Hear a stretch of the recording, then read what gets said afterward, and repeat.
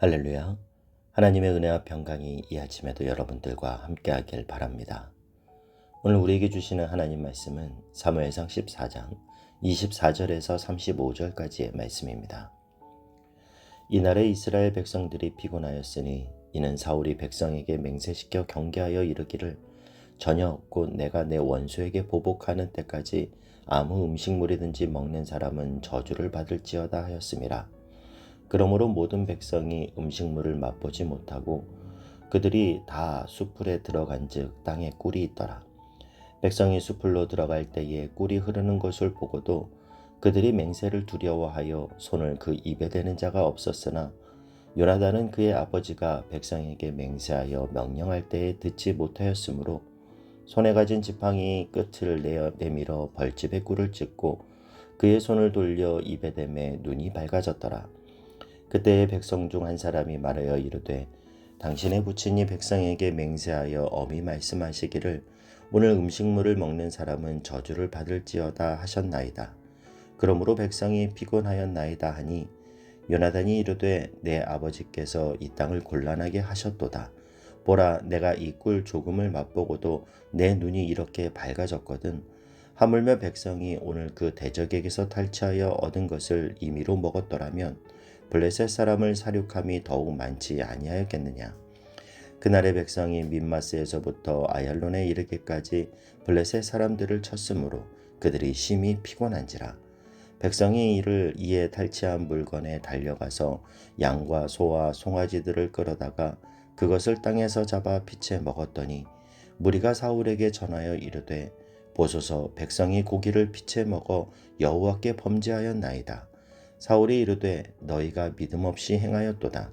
이제 큰 돌을 내게로 굴려오라 하고 또 사울이 이르되 너희는 백성 중에 흩어져 다니며 그들에게 이르기를 사람은 각각 소와 양을 이리로 끌어다가 여기서 잡아먹되 피채 먹어 여호와께 범죄하지 말라 하매 그 밤에 모든 백성이 각각 자기의 소를 끌어다가 거기서 잡으니라. 사울이 여호와를 위하여 제단을 쌓으니 이는 그가 여호와를 위하여 처음 쌓은 제단이었더라. 아멘. 사울의 아들 요나단이 하나님의 능력을 입어서 블레셋을 공격하여 이기고 계속해서 추격하는 상황이 이어지고 있습니다. 이 과정에서 사울은 24절에 보면 억지스러운 명령을 내리는데요.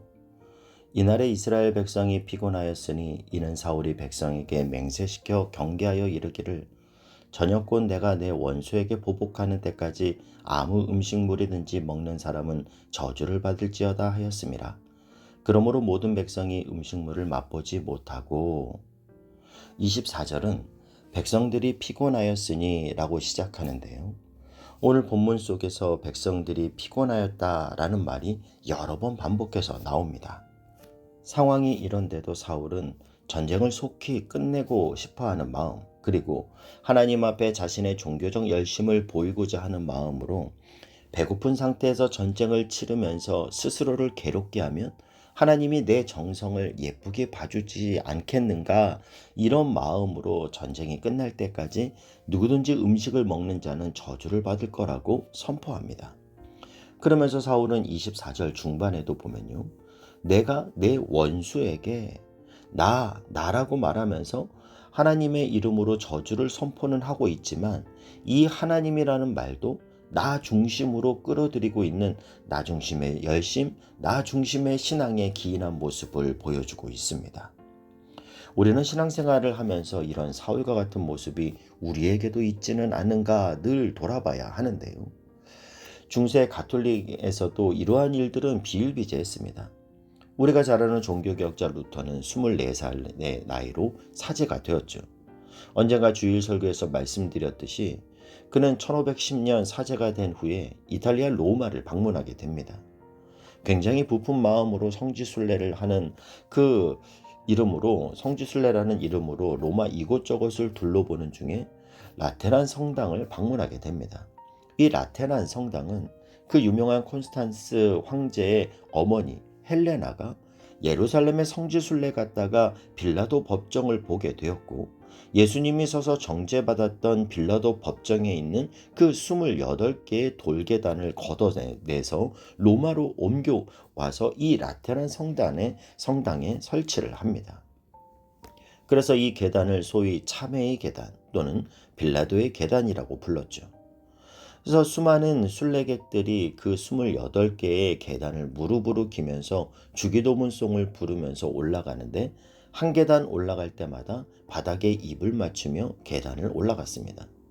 루터도 이 빌라도 계단을 무릎으로 기어 올라가는데 주기도송을 하며 한 계단 오르고 입 맞추고 한 계단 오르고 입 맞추고 마지막 28계단을 다 올라갔을 때 그는 왜 인간이 이런 일을 해야 되는지, 도대체 이런 행위가 성경에 어디 있으며 무슨 의미가 있는지에 대한 회의를 가지게 되는데요.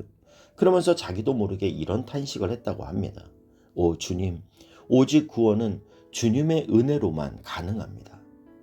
오늘 사울왕은 자신은 물론 함께하는 자들에게도 금식하게 하며 전쟁에 참여할 것을 독려하고 있는데 그 열심의 포인트가 오직 자신의 종교적 열심을 드러내기 위한 것이었다라는 거예요. 저와 여러분의 신앙이, 하나님을 향한 우리의 모든 종교적인 행위가 어떤 나의 종교적인 열심을 드러내는 곳에서 기인하는 것이 아니라 오직 하나님을 향한 순결한 사랑에서 출발할 수 있길 주님의 이름으로 축복합니다. 도망가는 블레셋 군을 쫓는 이스라엘 군사들은 땅에서 꿀을 발견했지만 사울의 명령 때문에 먹지 못하고 점점 기진맥진해 갑니다.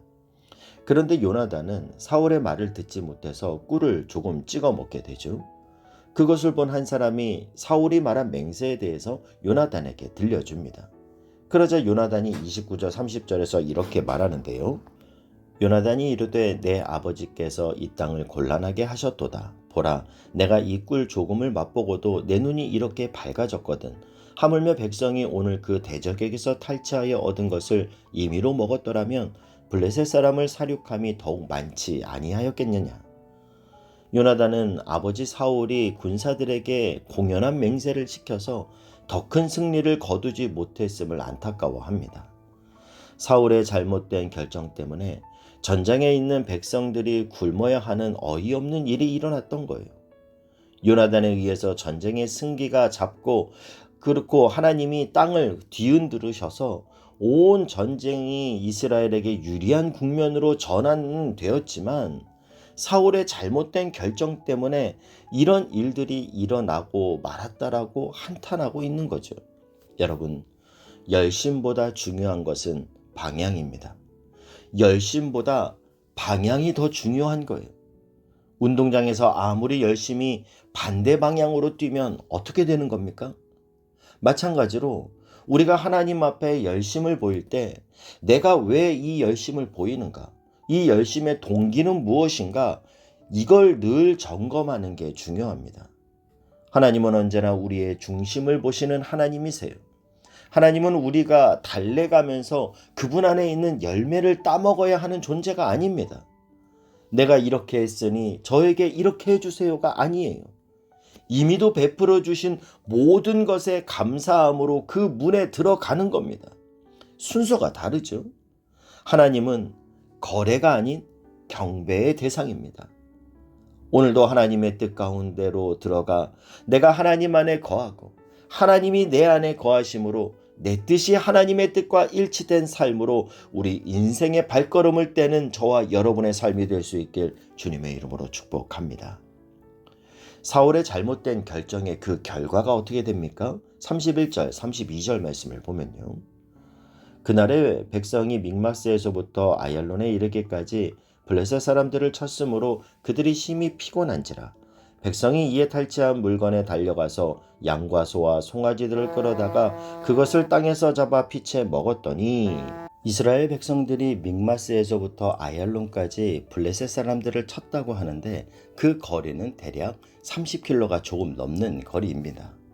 30km는 그야말로 죽을 힘을 다해도 6시간, 7시간 걸리는 거리죠. 그만큼 이들은 죽을 만큼 피곤했습니다. 그러자 백성들이 빼앗은 그 양과 소와 송아지들을 끌어다가 눈에 보이는 게 없으니까 다 그냥 잡아서 피채 먹었다라는 거예요. 그러자 그제서야 사울이 부랴부랴 피채 먹지 말고 여기로 가져와서 잡아서 그것의 피를 빼고 먹으라 말합니다. 여러분, 레위기 17장 10절에 보면 이런 말씀이 있습니다.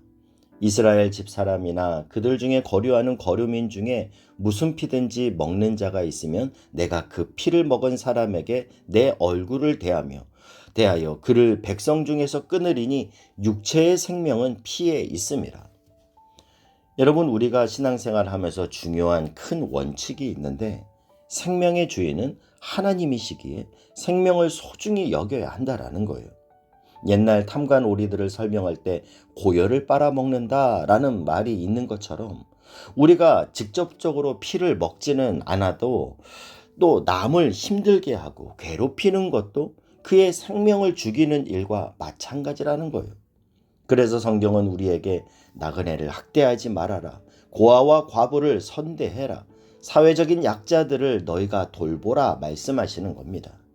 여러분, 저와 여러분은 누군가의 생명력을 죽이는 자가 아니라 오히려 그런 그가 여러분을 만남으로 그 안에 있는 생명력이 살아나고 삶의 활력을 얻게 되기를 바랍니다. 오늘 여러분이 만나는 분들에게 여러분 안에 있는 그 생명이 흘러가기를 바랍니다. 그 생명이 또한 또 다른 생명을 낳는 생명의 통로로 쓰임받는 거룩한 오늘 하루 되시길 주님의 이름으로 축복합니다. 보고를 받은 사울은 백성들의 행위를 멈추게 하고 자신 앞에 큰 돌을 가져다 놓고 거기서 소를 잡아 피를 다 빼서 먹으라고 말하죠. 이제 백성들은 잘못을 돌이키고 사울의 말을 따릅니다. 그리고 성경은 마지막으로 35절에서 이렇게 말씀하죠. 사울이 여호와를 위하여 제단을 쌓았으니 이는 그가 여호와를 위하여 처음 쌓은 제단이었더라. 사울이 이때 평생 제단을 처음 쌓았다라는 거예요.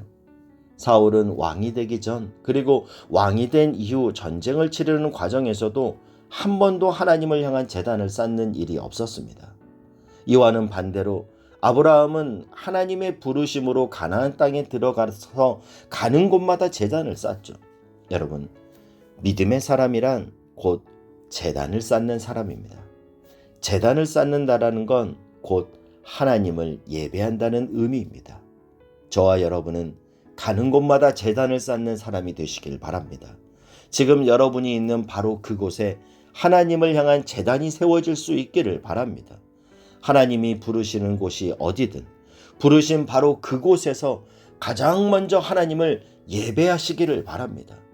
그것이 장소이든 그것이 어떤 상황이든 그것이 어떤 관계이든 우리의 모든 삶이 하나님을 향한 예배임을 기억하며 오늘도 여러분을 통해 하나님이 영광 받으시는 하루 되길 바랍니다. 그때 들려지는 하나님의 음성, 내가 너의 예배를 기쁘게 흠양하였다. 오늘 너의 그 말과 오늘 너의 그 판단과 오늘 너의 그 생각과 너의 그 사랑의 실천은 나를 향한 온전한 예배였다. 이 하나님의 음성이 저와 여러분의 영혼 가운데 들려지는 복된 하루 되시길 주님의 이름으로 축복합니다. 기도하겠습니다.